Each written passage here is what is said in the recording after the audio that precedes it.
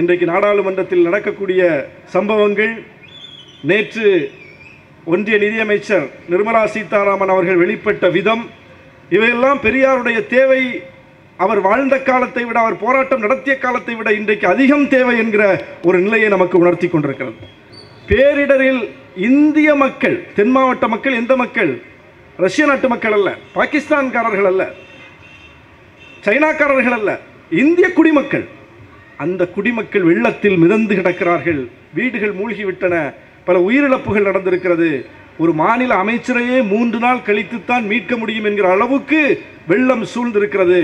ஹெலிகாப்டரை தவிர வேறு எந்த வழியிலும் அந்த மக்களை போய் தொடர்பு கொள்ள முடியவில்லை என்கிற அளவுக்கு தொடர்புகள் துண்டிக்கப்பட்டிருக்கிறது. ஹெலிகாப்டரே புறப்பட்டு திரும்பி வந்து விட்டது, மீட்பு பணியை செய்ய முடியாம. ஏர்போர்ட் மூழ்கி போச்சு, தூத்துக்குடி ஏர்போர்ட். ரயில் தண்டவாளங்கள் முற்றாக பெயர்ந்து விட்டன. புறப்பட்ட ரயில் 3 நாட்களாக அங்கே அப்படியே நின்றிருக்கிறது. அந்த மக்களை கூட ரீச் பண்ண முடியல, அந்த மக்களை கூட தொடர்பு கொள்ள முடியல. இந்த அளவுக்கு ஒரு பேரிடர், வரலாறு காணாத வெள்ளம். ஒன்றிய அரசு என்ன செய்திருக்கணும்? ஓடோடி வந்திருக்கணும்ல. ஒரே ஒரு நாள் டெல்லிக்கு போனார் முதலமைச்சர். உடனே என்ன சொன்னாங்க? எங்கே முதலமைச்சர் எங்கேன்னு ட்ரெண்ட் பண்ணாங்க. எங்கே பிரதமர்? எங்கே? சென்னையில் வெள்ளம் மூழ்கடித்த போது எங்கே பிரதமர்? இந்த பேரிடர் மேலாண்மை ஆணையத்திற்கு தலைவர் அவர்தானே. பேரிடர் மேலாண்மை சட்டத்தை வழிநடத்தக்கூடிய பொறுப்பில் இருப்பது அவர்தானே. இந்தியாவுடைய உள்துறை அமைச்சகத்தின் கட்டுப்பாட்டில் தான் அது வருது. ஒரு பேரிடர்னு வந்துவிட்டால் அதற்கு 75 விழுக்காடு நிதியை ஒன்றிய அரசு வைக்கணும், 25 விழுக்காடு நிதியைத்தான் மாநில அரசு வைக்கணும்னு சட்டம் சொல்லுது. அதனால தான் பேரிடர்னு ஒத்துக்க மாட்டாங்க. பேரிடர்னு ஒத்துக்கிட்டா நிதியை எடுத்து வைக்கணும் சட்டம். பேரிடரே இல்லைன்னு சொல்லிட்டா இதுபோல ஏய்க்கலாம், ஏமாற்றலாம் என்கிற அந்த உணர்வில் தான் இன்றைக்கு தமிழ்நாட்டை மிக மோசமாக நடத்தி கொண்டிருக்கிறார்கள். நிர்மலா சீதாராமனுடைய பேச்சு மொழி, உடல் மொழி நேற்று எப்படி வெளிப்பட்டது என்று பார்த்தோம். வாரம் அப்படி ஒரு பேட்டி கொடுத்துட்டாங்கன்னா நம்ம வேலையெல்லாம் மிச்சமாயிடும். அவன் கஷ்டப்பட்டு சென்னை வெள்ளத்தையும் இந்த தென் மாவட்ட வெள்ளத்தையும் அப்புறம் இந்த தீர்ப்புகள் வந்ததையெல்லாம் வச்சு திமுகவுக்கு எதிராக, திமுக கூட்டணிக்கு எதிராக தமிழ்நாட்டு களத்தில் பிஜேபி ஒரு கருத்து பரப்புரையை செய்து வாக்காளர்களை தன் பக்கம் இழுத்து விடலாம் என்று துடித்து பல வேலைகளை செய்தார்கள். என்னென்னவோ ட்ரெண்ட் பண்ணாங்க. எல்லாத்தையும் போட்டு சுக்குநூறாக உடைத்து விட்டார் நிர்மலா சீதாராமன் அரை மணி நேர பேட்டியில். எல்லா வேலையும் எளிதாக போச்சு. இப்போ பதற்றத்தில் இருக்கிறது, அச்சத்தில் இருக்கிறது நாம இல்லை, அண்ணாமலை தான். சல்லியா நொறுக்கிடுச்சு அந்த அம்மா. அரை மணி நேரம் பேட்டி கொடுத்து இப்படி ஒட்டுமொத்தமாக தமிழ்நாட்டு மக்கள் ஒன்றிய அரசுக்கு எதிராக கோபத்தோடு கொப்பளித்து திரளக்கூடிய ஒரு நிலையை அவருடைய பேட்டி ஏற்படுத்தி இருக்கிறதுல அவங்க தெரியாமல் செய்யலை, தெரிஞ்சு தான் செய்கிறாங்க, வேணும்னு தான் செய்கிறாங்க. ஏன்? தமிழ்நாட்டை பற்றி அவருடைய பார்வை. அவர் தாத்தா எப்பேற்பட்ட கவிஞர், அந்த கையை பார்க்கணுமா நீங்கள்? எப்பேற்பட்ட கவிஞர், ஒரு தமிழறிஞராக, ஒரு கவிஞராக, ஒரு இலக்கியவாதியாக கலைஞரை ஏற்றுக்கொள்ள மறுக்கிற மனநிலை. எப்பேற்பட்ட கவிஞர், எவ்வளவு வன்மம். இப்படித்தான் அவர்கள் வெளிப்பட்டு கொண்டிருக்கிறார்கள். இப்போது கூட 5 மாநில தேர்தல் முடிவுகளுக்கு பிறகு அவர்கள் யார் முதலமைச்சராக்கி இருக்கிறார்கள் என்று பார்த்தா உங்களுக்கு தெரியும். பிற்படுத்தப்பட்டவர், பழங்குடியினத்தவர், இப்படியெல்லாம் பிடிச்சிட்டு வந்து முதலமைச்சராக்கிட்டாங்க. அவர்கள் கட்சியில் செல்வாக்கு மிக்க தலைவர்களை தூக்கி ஓரம் வச்சுட்டாங்க. வசுந்தரா ராஜே ஓரம் கட்டப்பட்டு விட்டார், சௌஹான் ஓரம் கட்டப்பட்டு விட்டார். அப்படி செல்வாக்கு மிக்க தலைவர்களை ஓரம் கட்டிவிட்டு ஒரு பிற்படுத்தப்பட்டவரை, ஒரு பட்டியலினத்தவரை கொண்டு வந்து முதலமைச்சராக்குகிறார்கள் என்றால் அந்த பிற்படுத்தப்பட்ட மக்களுக்கும் பழங்குடியின மக்களுக்கும் அதிகாரம் கிடைக்குமா என்றால் கிடைக்காது. இவர்களை காட்டி அந்த மக்களின் வாக்குகளை அறுவடை செய்கிற ஒரு மோசமான சதி அதற்குள் அடங்கி இருக்கிறது. பன்றியை அவதாரமாக அவர்கள் தான் கருதுகிறார்கள். அதே பன்றி உருவத்தில் பெரியாரையும் சித்தரித்து ஒரு பரப்புரை செய்கிறார்கள். முதல்ல பன்றி நீ இழிவானதுன்னு சொல்றியா அல்லது போற்றத்தக்கதுன்னு சொல்றியா? ஏதாவது ஒரு முடிவுக்கு வா. இப்போ பெரியாரை பன்றி உருவத்தில் சித்தரிப்பதற்கு என்ன காரணம்? இழிவுபடுத்துகிறார்கள்னு பொருள். அப்போ பன்றியை இன்னொரு பக்கம் நீ வணங்கி கொண்டிருக்கிறாயே. அசல் பகை எது என்பதை அறிந்து கொள்வதில் தான் இந்த மக்களிடம் பிரச்சனை இருக்கிறது. அது மட்டும் புடி கிடச்சிருச்சுன்னா நம்முடைய பயணம் எளிது, நாம் எளிதில் வெற்றி பெற்று விடுவோம். ஆனால் இந்த கோடான கோடி மக்களுக்கு, இந்திய மக்களுக்கு அசல் பகை எது என்பதை பற்றிய புரிதல் இல்லை. பிரச்சனையே அங்கேதான். ஒரு இந்துவுக்கு எதிரி என்று முஸ்லீம் சித்தரிக்கப்படுகிறார். பிற்படுத்தப்பட்ட மக்களுக்கு எதிரி என்று பட்டியலின மக்கள் சித்தரிக்கப்படுகிறார்கள். உண்மையிலேயே ஒரு இந்துவுக்கு ஒரு முஸ்லீம் எதிரியாக இருக்க முடியுமா? பிற்படுத்தப்பட்ட மக்களுக்கு பட்டியலின மக்கள் எதிரியாக இருக்க முடியுமா? முதல்ல எதிரி என்றால் யார்? என்னுடைய வாய்ப்பை பறிப்பவன், நான் முன்னேறக்கூடாது என்று சதி செய்பவன், எந்த இடத்திலும் நான் வந்து அமர்ந்துவிடக் கூடாது என்று என்னை விரட்டுபவன், அவன்தான் என்னுடைய எதிரியாக இருக்க முடியும். இந்த நாட்டில் உள்ள கோடான கோடி இந்து மக்கள் கல்வி கற்கக்கூடாது, வேலைவாய்ப்பு பெறக்கூடாது, வெள்ளை சட்டை போட்டுக்கொண்டு அதிகார பொறுப்புகளில் போய் அமரக்கூடாது. இந்த நாட்டினுடைய உச்சநீதிமன்ற நீதிபதிகளாக இருந்தாலும் உயர்நீதிமன்றங்களினுடைய நீதிபதிகளாக இருந்தாலும் அதிகார பொறுப்புகள் எதுவாக இருந்தாலும் அந்த இடத்தில் பிற்படுத்தப்பட்ட மக்கள், பட்டியலின மக்கள், பழங்குடியின மக்கள், சிறுபான்மை மக்கள் என்று சொல்லக்கூடிய 100 கோடிக்கும் மேலான இந்த நாட்டினுடைய பெரும்பான்மை மக்கள் போய் அமரக்கூடாது என்று சொல்பவன் தானே இந்த மக்களின் எதிரியாக இருக்க முடியும். அதற்கான வாய்ப்பை கெடுப்பவன் தானே எதிரியாக இருக்க முடியும். அப்போ அந்த இடத்தில் ஒரு பிற்படுத்தப்பட்ட இந்து உச்சநீதிமன்ற நீதிபதியாக வேண்டும் என்று நினைக்கிறார், உயர்நீதிமன்ற நீதிபதியாக வேண்டும் என்று நினைக்கிறார், அரசு பொறுப்புகளில் போய் அமர வேண்டும் என்று நினைக்கிறார். பட்டியலின மக்கள் அப்படி அமர வேண்டும் என்று நினைக்கிறார்கள், துடிக்கிறார்கள். அந்த இந்து மக்கள் அந்த இடத்திற்கு போகக்கூடாது என்று இடத்தை அடைத்துக் கொண்டிருப்பவர்கள் முஸ்லிம்களா? இல்லை. உச்சநீதிமன்ற நீதிபதிகள் ஒரு பெஞ்ச் போடுறாங்கல்ல, பெஞ்ச் அமர்வு, எத்தனை முஸ்லீம் இருக்காங்க? உயர்நீதிமன்ற நீதிபதிகள் எத்தனை முஸ்லீம் இருக்காங்க? என்ன ஒரே நீதிபதியத்தையே சொல்லிக்கிட்டு இருக்கியேன்னு கேட்கக்கூடாது. அங்கிருந்து தான் எல்லாமே தொடங்குது. அதுதான் எல்லா சிக்கலுக்கும் அடிப்படையாக இருக்கிறது. வரக்கூடிய தீர்ப்புகள் ஒவ்வொன்றையும் பார்க்கிறோம், ட்ரெண்ட் அவங்களே செட் பண்ணுறாங்க. அப்போ அதிகாரம் மிக்க உச்ச பொறுப்பில் போய் அமர்ந்து கொண்டிருப்பவர்கள் இஸ்லாமியர்கள் அல்ல. இந்த மக்கள், கோடான கோடி மக்கள் அந்த இடத்திற்கு வரக்கூடாது என்று சதி செய்பவர்கள் முஸ்லிம்கள் அல்ல. அப்படின்னா எப்படி ஒரு சக இந்துவுக்கு ஒரு முஸ்லீம் எதிரியாக இருக்க முடியும்? வாய்ப்பில்லை. பிற்படுத்தப்பட்ட மக்களுக்கு பட்டியலின மக்கள் எதிரியா? பிற்படுத்தப்பட்ட மக்களுக்கு மண்டல ஆணைய பரிந்துரைப்படி விபி சிங் அவர்கள் இடஒதுக்கீட்டை கொண்டு வந்தபோது இந்தியாவில் எந்த பட்டியலின தலைவரும் அதை எதிர்க்கவில்லை, எந்த பட்டியலின கட்சியும் அதற்கு குறுக்கே நிற்கவில்லை. அரசியலமைப்பு சட்டப்படி எங்களுக்கு வழங்கப்பட்டிருப்பதை அடுத்தடுத்து விரிவுபடுத்துகிறீர்களே என்று எந்த பட்டியலின கட்சியும் முரண்டு பிடிக்கவில்லை. இன்னும் சொல்ல போனால் விபி சிங் அவர்களுக்கு பக்கத்துணையாக நின்ற தலைவர் ராம்விலாஸ் பாஸ்வான். அப்போ பிற்படுத்தப்பட்ட மக்களுக்கு இடஒதுக்கீடு கொடுங்க, அவங்க படிக்கட்டும், அவங்க வேலைக்கு வரட்டும் என்று சொல்லி அந்த கோரிக்கைக்கு உறுதுணையாக நின்ற மக்கள், நிற்கிற மக்கள் எப்படி இந்த மக்களுக்கு எதிரியாக இருக்க முடியும்? அப்போ போலியான எதிரிகளை காட்டுகிறார்கள். இங்கே தான் பெரியார் தேவைப்படுறார். பெரியார் எப்போவுமே இந்த மக்கள்கிட்ட போய் போலியான எதிரியை காட்டின தலைவர் கிடையாது, அசல் எதிரியை அடையாளம் காட்டிய தலைவர். இந்த புரிதல் இங்கே இருக்கக்கூடிய கோடான கோடி இந்து மக்களுக்கு வர வேண்டும். இந்துக்கள்னா அதுக்குள்ளால தான் பிற்படுத்தப்பட்டவர், பட்டியலினத்தவர், பழங்குடியினத்தவர் எல்லாம் வர்றாங்க. அப்போ அசல் எதிரியை அடையாளம் காட்டியவர் என்பதனால்தான் அவர்களால் பொறுத்து கொள்ள முடியவில்லை. அதனால்தான் இன்றைக்கு காலங்காலமாக இடஒதுக்கீட்டை எதிர்த்தவர்கள், காலங்காலமாக இடஒதுக்கீட்டை கொச்சைப்படுத்தியவர்கள், காலங்காலமாக இடஒதுக்கீட்டிற்கு எதிராக பேசியவர்கள், மற்ற சமூகங்களுக்கு இடஒதுக்கீடு வழங்கும் போது அது தகுதியற்றவனையும் திறமையற்றவனையும் உருவாக்குகிறது, கோட்டால வந்து இவன்லாம் நுழைஞ்சிடறான் என்று சொல்லி இழிவு செய்தவர்கள் இன்றைக்கு கோட்டாவுக்குள் வந்திருக்கிறார்கள், இன்றைக்கு இடஒதுக்கீட்டிற்குள் வந்திருக்கிறார்கள். இந்தியாவில் எல்லா மக்களுக்கும் இடஒதுக்கீடு கிடைத்தது போராட்டத்தால். போராடின உடனே கொடுத்துருவாங்களா? கொடுக்க மாட்டாங்க. இந்த கோரிக்கையில் ஒரு நியாயம் இருக்கிறதா என்று ஒரு ஆணையத்தை அமைத்து ஆய்வு பண்ண சொல்லுவாங்க. அந்த ஆணையம் போய் ஆய்வு செய்யும். 10 விழுக்காடு இடஒதுக்கீடு கேட்டால் அந்த ஆணையம் போய் சொல்லும் 5 விழுக்காடு கொடுத்தா போதும். அந்த 5 விழுக்காடையாவது கொடுத்துருவாங்களான்னு கேட்டால் அதையும் சுருக்கி 3 விழுக்காடு கொடுப்பாங்க.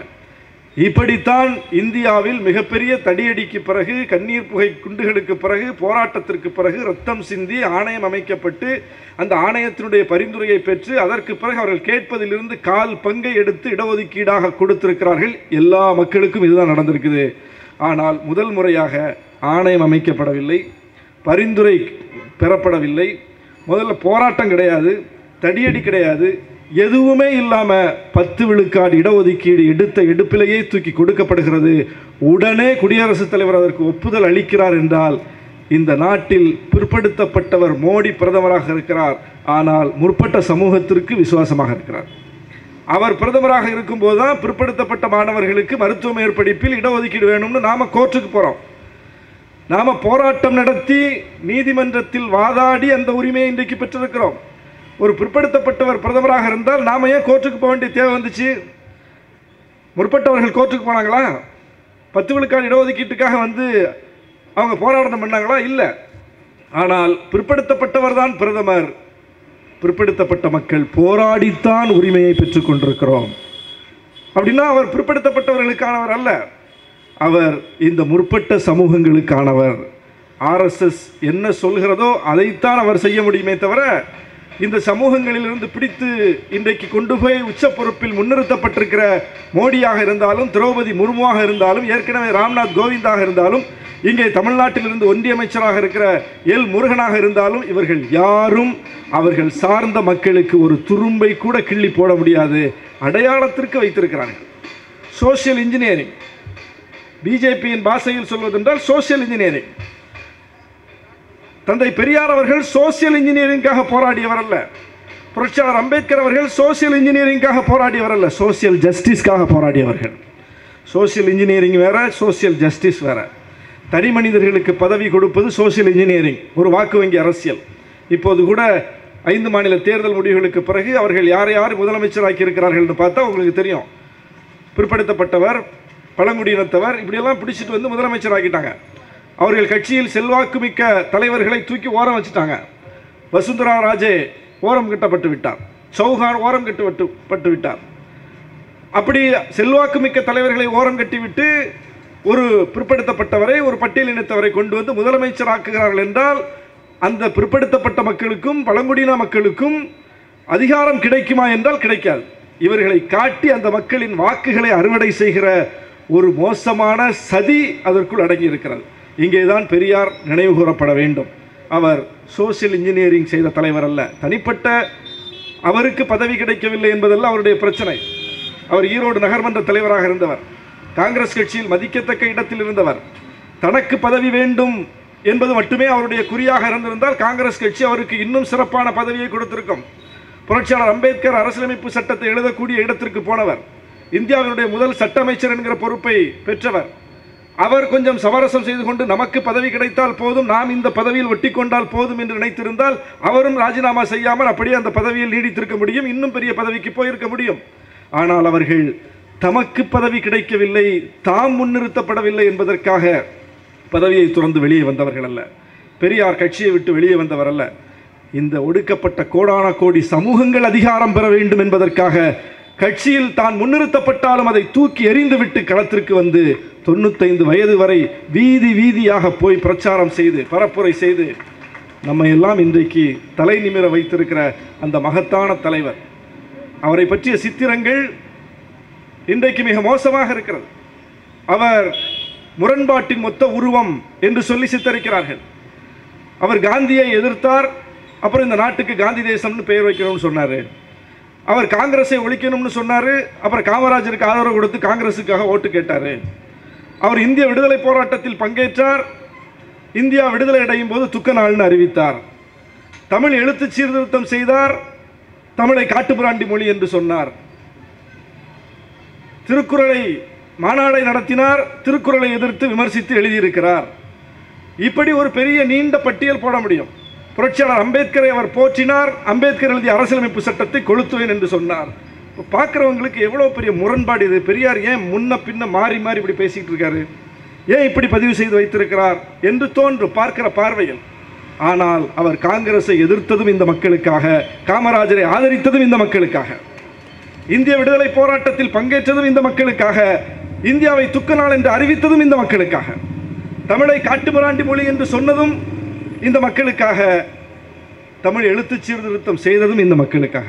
அவரிடம் எஞ்சி இருந்தது, அவரிடம் மேலோங்கி இருந்தது மனிதம், மானுட நேயம். அவர் எந்த ஃப்ரேமுக்குள்ளே அடங்காத ஒரு தலைவர், எந்த வரையறைக்குள்ளும் அடைக்க முடியாத ஒரு தலைவர், எந்த எல்லைக்குள்ளும் சுருங்காத ஒரு தலைவர். எல்லாவற்றிலும் அவருடைய நிலைப்பாடு மனிதநேயமாகத்தான் இருந்திருக்கிறது, ஆதிக்க எதிர்ப்பாகத்தான் இருக்கிறது, சுரண்டல் எதிர்ப்பாகத்தான் இருந்திருக்கிறது. அப்படிப்பட்ட மகத்தான தலைவரை இளைய தலைமுறை இன்னும் விரிவாக அறிந்து கொள்ள வேண்டும். எதுக்கு இன்னைக்கு இப்படிப்பட்ட கூட்டங்களை போட்டு நம்ம பேசுகிறோம்? அடுத்த தலைமுறைக்கு இந்த கருத்துக்களை கடத்த வேண்டும். இன்றைக்கு அந்த வேலையை எதிரிகளே செய்து விடுகிறார்கள். பெரியாரை பற்றிய விதவிதமான சித்திரங்களின் மூலம் பெரியார் இன்றைக்கு மீண்டும் மீண்டும் மறுவாசிப்பு செய்யப்படுகிறார். கடந்த வாரம் கூட பன்றி உருவத்தில் அவரை கொண்டு வந்து ட்ரெண்ட் பண்ணாங்க. பன்றியை அவதாரமாக அவர்கள் தான் கருதுகிறார்கள். அதே பன்றி உருவத்தில் பெரியாரையும் சித்தரித்து ஒரு பரப்புரை செய்கிறார்கள். முதல்ல பன்றி நீ இழிவானதுன்னு சொல்றியா அல்லது போற்றத்தக்கதுன்னு சொல்றியா? ஏதாவது ஒரு முடிவுக்குவா. இப்போ பெரியாரை பன்றி உருவத்தில் சித்தரிப்பதற்கு என்ன காரணம்? இழிவுபடுத்துகிறார்கள்னு பொருள். அப்போ பன்றியை இன்னொரு பக்கம் நீ வணங்கி கொண்டிருக்கிறாயே, அப்போ நீ வணங்கக்கூடிய அந்த வணக்கம் செய்யக்கூடிய அளவுக்கு இடத்தில் இருக்கக்கூடிய ஒரு உருவத்தில் பெரியாரை நீ சித்தரிக்கிறேன்னா அப்போ போற்றுகிறாய் என்று பொருளா? பெரியாரை போற்றுகிறாயா? அந்த அளவுக்கு அவர்களிடம் என்ன செய்கிறோம் என்பது பற்றிய புரிதலே இல்லாத அளவுக்கு குழம்பி போய் இருக்கிறார்கள். பெரியார் அந்த அளவுக்கு அவர்களை உசுப்பி கொண்டிருக்கிறார். இன்றைக்கு நாடாளுமன்றத்தில் நடக்கக்கூடிய சம்பவங்கள், நேற்று ஒன்றிய நிதியமைச்சர் நிர்மலா சீதாராமன் அவர்கள் வெளிப்பட்ட விதம், இவையெல்லாம் பெரியாருடைய தேவை அவர் வாழ்ந்த காலத்தை விட, அவர் போராட்டம் நடத்திய காலத்தை விட இன்றைக்கு அதிகம் தேவை என்கிற ஒரு நிலையை நமக்கு உணர்த்தி கொண்டிருக்கிறது. நீதிமன்ற அமைப்புகளிலிருந்து வரக்கூடிய தீர்ப்புகள் அதை இன்றைக்கு உணர்த்தி கொண்டிருக்கிறது. பெரியார் ஏன் தேவை, பெரியார் ஏன் நினைவு கூறப்பட வேண்டும், பெரியார் ஏன் மக்கள் மயப்படுத்தப்பட வேண்டும் என்பதற்கான விடை அங்கேதான் இருக்கு. இன்னைக்கு நடக்கக்கூடிய நிகழ்வுகள் இருக்கு. அவர் டெல்லி ஆதிக்கத்தை எதிர்த்தார். அதிகாரம் ஒரு குறிப்பிட்ட இடத்தில் குவிவதை எதிர்த்தார். இன்றைக்கு அப்படி அதிகாரம் குவிக்கப்பட்டதனுடைய விளைவு பார்க்கிறோம். பேரிடரில் இந்திய மக்கள், தென் மாவட்ட மக்கள், எந்த மக்கள்? ரஷ்ய நாட்டு மக்கள் அல்ல, பாகிஸ்தான்காரர்கள் அல்ல, சைனாக்காரர்கள் அல்ல, இந்திய குடிமக்கள். அந்த குடிமக்கள் வெள்ளத்தில் மிதந்து கிடக்கிறார்கள். வீடுகள் மூழ்கிவிட்டன. பல உயிரிழப்புகள் நடந்திருக்கிறது. ஒரு மாநில அமைச்சரையே 3 நாள் கழித்துத்தான் மீட்க முடியும் என்கிற அளவுக்கு வெள்ளம் சூழ்ந்திருக்கிறது. ஹெலிகாப்டரை தவிர வேறு எந்த வழியிலும் அந்த மக்களை போய் தொடர்பு கொள்ள முடியவில்லை என்கிற அளவுக்கு தொடர்புகள் துண்டிக்கப்பட்டிருக்கிறது. ஹெலிகாப்டரே புறப்பட்டு திரும்பி வந்து விட்டது மீட்பு பணியை செய்ய முடியாமல். ஏர்போர்ட் மூழ்கி போச்சு, தூத்துக்குடி ஏர்போர்ட். ரயில் தண்டவாளங்கள் முற்றாக பெயர்ந்து விட்டன. புறப்பட்ட ரயில் 3 நாட்களாக அங்கே அப்படியே நின்றிருக்கிறது. அந்த மக்களை கூட ரீச் பண்ண முடியல, அந்த மக்களை கூட தொடர்பு கொள்ள முடியல. இந்த அளவுக்கு ஒரு பேரிடர், வரலாறு காணாத வெள்ளம். ஒன்றிய அரசு என்ன செய்திருக்கணும்? ஓடோடி வந்திருக்கணும்ல. ஒரே ஒரு நாள் டெல்லிக்கு போனார் முதலமைச்சர். உடனே என்ன சொன்னாங்க? எங்கே முதலமைச்சர் எங்கேன்னு ட்ரெண்ட் பண்ணாங்க. எங்கே பிரதமர்? எங்கே? சென்னையில் வெள்ளம் மூழ்கடித்த போது எங்கே பிரதமர்? இந்த பேரிடர் மேலாண்மை ஆணையத்திற்கு தலைவர் அவர்தானே. பேரிடர் மேலாண்மை சட்டத்தை வழிநடத்தக்கூடிய பொறுப்பில் இருப்பது அவர்தானே. இந்தியாவுடைய உள்துறை அமைச்சகத்தின் கட்டுப்பாட்டில் தான் அது வருது. ஒரு பேரிடர்னு வந்துவிட்டால் அதற்கு 75 விழுக்காடு நிதியை ஒன்றிய அரசு வைக்கணும், 25 விழுக்காடு நிதியைத்தான் மாநில அரசு வைக்கணும்னு சட்டம் சொல்லுது. அதனால தான் பேரிடர்னு ஒத்துக்க மாட்டாங்க. பேரிடர்னு ஒத்துக்கிட்டா நிதியை எடுத்து வைக்கணும் சட்டம். பேரிடரே இல்லைன்னு சொல்லிட்டா இதுபோல ஏய்க்கலாம், ஏமாற்றலாம் என்கிற அந்த உணர்வில்தான் இன்றைக்கு தமிழ்நாட்டை மிக மோசமாக நடத்தி கொண்டிருக்கிறார்கள். நிர்மலா சீதாராமனுடைய பேச்சு மொழி, உடல் மொழி நேற்று எப்படி வெளிப்பட்டது என்று பார்த்தோம். வாரம் அப்படி ஒரு பேட்டி கொடுத்துட்டாங்கன்னா நம்ம வேலையெல்லாம் மிச்சமாயிடும். அவன் கஷ்டப்பட்டு சென்னை வெள்ளத்தையும் இந்த தென் மாவட்ட வெள்ளத்தையும் அப்புறம் இந்த தீர்ப்புகள் வந்ததெல்லாம் வச்சு திமுகவுக்கு எதிராக, திமுக கூட்டணிக்கு எதிராக தமிழ்நாட்டு களத்தில் பிஜேபி ஒரு கருத்து பரப்புரையை செய்து வாக்காளர்களை தன் பக்கம் இழுத்து விடலாம் என்று துடித்து பல வேலைகளை செய்தார்கள். என்னென்னவோ ட்ரெண்ட் பண்ணாங்க. எல்லாத்தையும் போட்டு சுக்குநூறாக உடைத்து விட்டார் நிர்மலா சீதாராமன் அரை மணி நேர பேட்டியில். எல்லா வேலையும் எளிதாக போச்சு. இப்போ பதற்றத்தில் இருக்கிறது, அச்சத்தில் இருக்கிறது நாம இல்லை, அண்ணாமலை தான். சல்லியாக நொறுக்கிடுச்சு அம்மா. அரை மணி நேரம் பேட்டி கொடுத்து இப்படி ஒட்டுமொத்தமாக தமிழ்நாட்டு மக்கள் ஒன்றிய அரசுக்கு எதிராக கோபத்தோடு கொப்பளித்து திரளக்கூடிய ஒரு நிலையை அவருடைய பேட்டி ஏற்படுத்தி இருக்கிறதுல அவங்க தெரியாமல் செய்யலை, தெரிஞ்சு தான் செய்கிறாங்க, வேணும்னு தான் செய்கிறாங்க. ஏன்? தமிழ்நாட்டை பற்றி அவருடைய பார்வை. அவர் தாத்தா எப்பேற்பட்ட கவிஞர், அந்த கையை பார்க்கணுமா நீங்கள்? எப்பேற்பட்ட கவிஞர், ஒரு தமிழறிஞராக, ஒரு கவிஞராக, ஒரு இலக்கியவாதியாக கலைஞரை ஏற்றுக்கொள்ள மறுக்கிற மனநிலை. எப்பேற்பட்ட கவிஞர், எவ்வளவு வன்மம், இப்படித்தான் அவர்கள் வெளிப்பட்டு கொண்டிருக்கிறார்கள். இவர்களை மக்களிடம் அம்பலப்படுத்துவோம். இந்த சதிகாரர்களை நாம் வீட்டுக்கு அனுப்புவோம். அதற்கான பரப்புரை பயணமாகத்தான் பெரியார் நினைவு நாள் நமக்கு அமைந்திருக்கிறது. பெரியாரை மீண்டும் மீண்டும் மக்கள் மயப்படுத்துவோம் என்று சொல்லி வாய்ப்புக்கு நன்றி கூறி விடைபெறுகிறேன். நன்றி, வணக்கம். உடல்நல சரியில்லை